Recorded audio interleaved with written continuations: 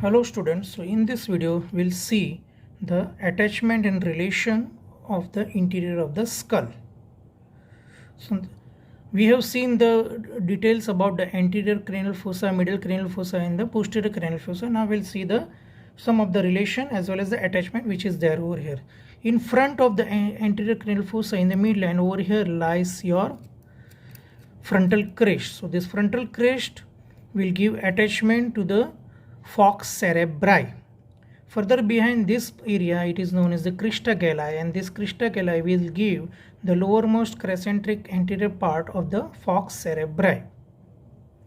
This other side of this crista galli, this area of this frontal bone, or you can say the orbital plate of the frontal bone, it lies in relation to the orbital surface of the frontal lobe of the cerebral hemisphere on either side. This anterior clinoid process which is there will give attachment to the free margin of the tentorium cerebelli. So free margin of the tentorium cerebelli is attached over here. In the middle cranial fossa, if you see, this middle cranial fossa on either side will lodge the temporal lobe of the cerebral hemisphere. Further, if you see, this is the sulcus chiasmaticus, and posterior to it this lies what is known as the tuberculum sellae.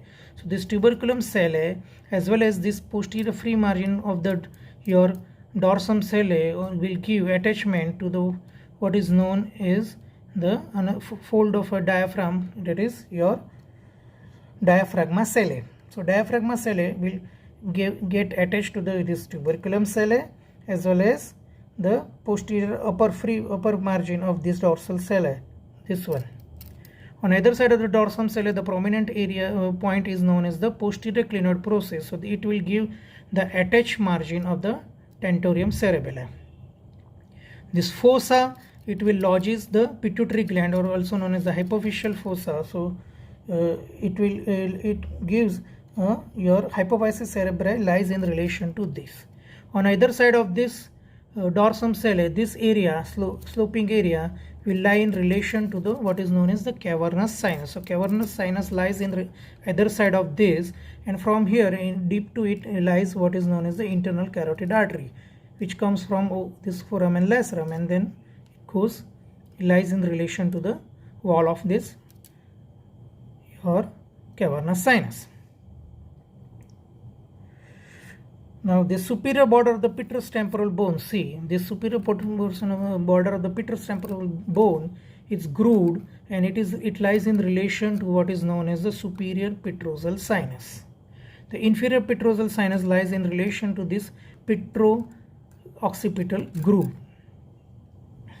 Superior border of the petrous temporal bone, this superior border will give attachment to the attached part of the tentorium cerebelli. So tentorium cerebelli has got two parts, the free margin as well as the attached margin. The free margin is get attached to the anterior clinoid process, while the attached margin is attached anteriorly to the posterior clinoid process, as well as if you trace it laterally, it is continuous with the superior border of the petrous temporal bone and then to the upper margin of this transverse sulcus. So this whole area is having a attachment of your fixed margin, or you can say the attached margin of the tentorium cerebelli, which separates it from the cerebrum above and the cerebellum below. This posterior cranial fossa, if you see, it will lodge the cerebellum in its posterior part, or in this deeper area. Well, in relation to the clavus, this brainstem part lies, that is your pons, and the medullary part lies in relation to this. The lower part of the clavus, this portion will give attachment to the three structures from above downward, that is membrana tectoria, followed by your cruciate ligament, or you can say the vertical band of the cruciate ligament, and below it the apical ligament of the dens, that is second vertebral part, the second cervical vertebral. There is a elevation tooth like what is known as dens, and from there the ligament is attached over here, that is apical ligament of the dens.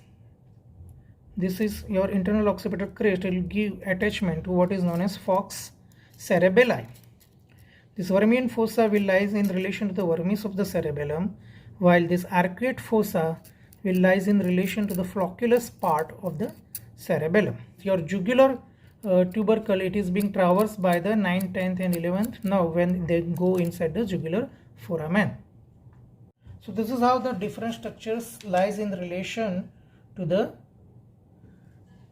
posterior cranial fossa. This